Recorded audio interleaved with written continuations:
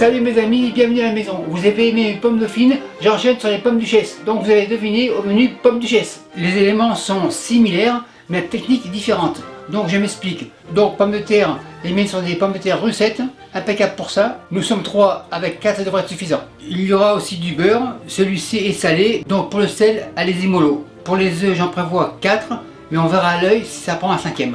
Première étape, on épluche la 4e pomme de terre. La pomme de terre, la voici, l'éplucheur, le voilà. Comme toujours, on épluche le haut, puis le bas, et ensuite on épluche comme une banane, c'est-à-dire le haut en bas, ainsi de suite.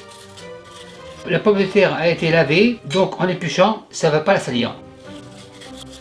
Une fois épluchée, on tourne et retourne, on vérifie, impeccable, pomme de terre dans l'eau, l'éplucheur à la plonge, les épluchures au compost. Les pommes de terre épluchées, le chaudron ici. Pommes de terre, on les pousse pour le caméraman. Pomme table. Pomme coupe 2.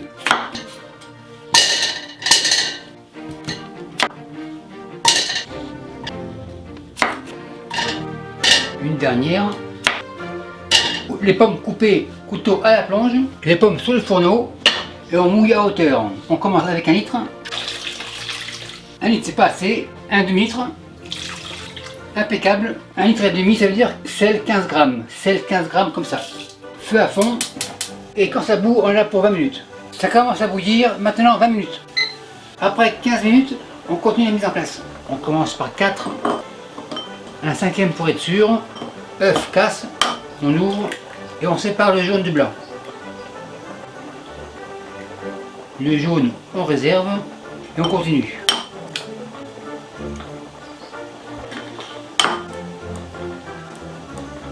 Quatrième, le jaune ici, un 5e pour être sûr,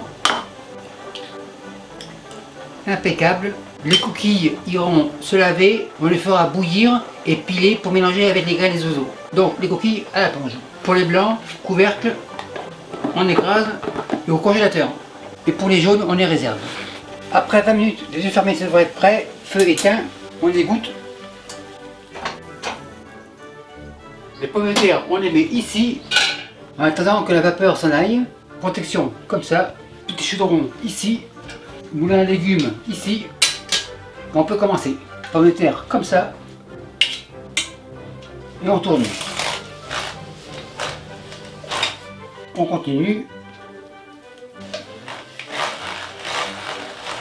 Les restants. On met tout.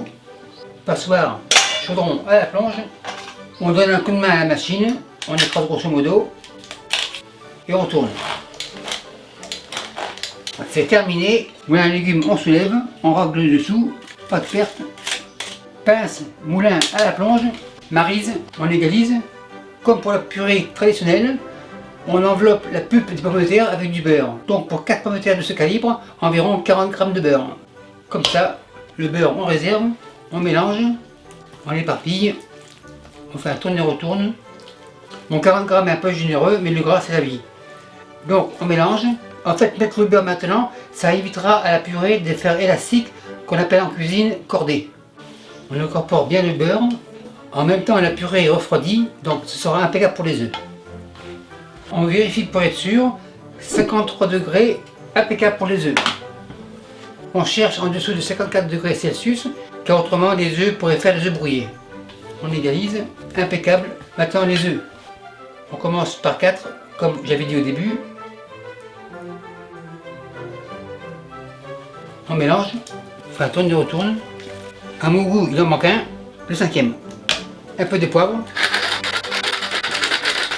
Pour ceux qui aiment la muscade, pas de problème, mais ici on n'aime pas. Et on mélange. Donc il est clair qu'avec cette technique, ma purée n'est pas élastique. Elle est super belle. À ce stade-là, elle est trop chaude pour les mains, donc je vais les faire refroidir environ un quart d'heure. Les pommes de terre légèrement refroidies, maintenant on dresse la plaque ici, la poche, une poche avec une douille cannelée comme celle-ci. On retrousse les bords, on fait une place pour la purée. Avec la maryse, on remplit.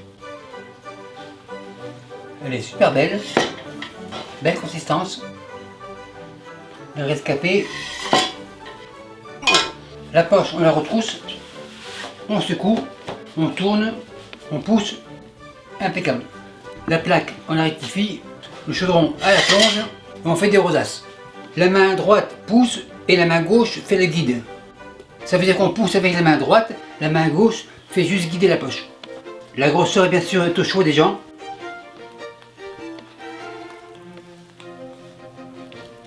Une dernière.